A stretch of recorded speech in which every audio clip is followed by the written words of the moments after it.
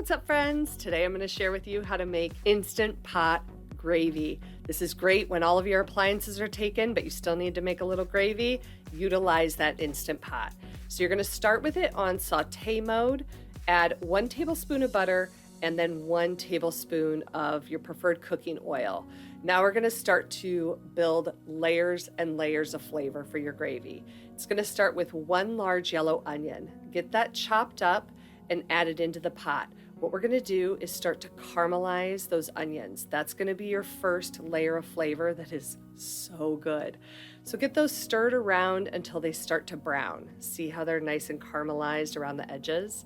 Then you're going to add in 3 smashed garlic cloves and then some of your favorite herbs. I added a rosemary, a thyme, and a bay leaf. You could also add sage if it's especially around the holidays. Add half a teaspoon of kosher salt and then a couple black peppercorns. Get that stirred around so that all those herbs and everything start to infuse that butter. Now we're gonna add in 32 ounces of chicken stock or chicken broth. You could also use a turkey broth or stock.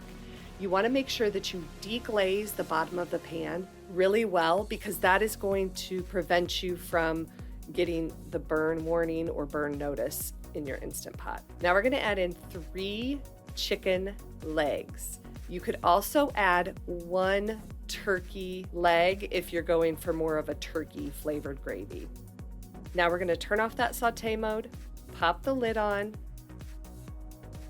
lock the pressure valve to seal,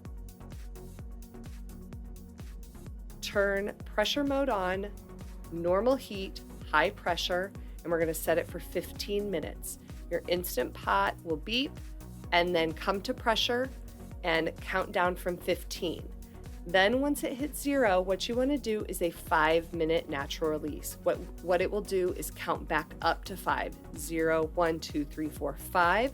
Once it hits 5, you're going to release all the pressure and open that pot up. Now what we want to do is strain all of these solids out of the liquid. So I like to place a fine mesh colander over a large bowl. Take out those chicken legs, and that chicken meat is so good. So don't toss that. But then all of the other solids that you drain out, you can definitely get rid of. And see how dark and delicious that liquid is? That is going to be amazing flavor in your gravy. Now to that empty pot, turn it back on sauté mode, and you want to add 7 tablespoons of salted butter. Then once that's melted, you're going to add in a heaping 1/3 cup of flour. You want to get that whisked into the butter really well so that it's completely smooth. And you want to cook that for about a minute so that the flour actually cooks. Now take that liquid that we strained and you're going to add just a little bit to the pot. Start whisking it so that that flour starts to incorporate into the liquid. That's what's going to thicken up your gravy. And then I just keep adding a little bit at a time, making sure that you whisk all the way to the edges of the Instant Pot because sometimes flour and butter can hide in those corners. Now just let that simmer until it is perfectly thickened.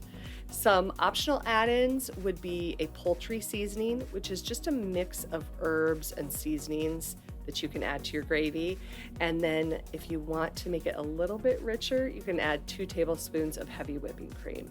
Now, the link to the full printable recipe will be down in the description box for you, as well as an entire array of gravy troubleshooting answers. So if it got too thick, too thin, lumpy, whatever, I've got you in the description box.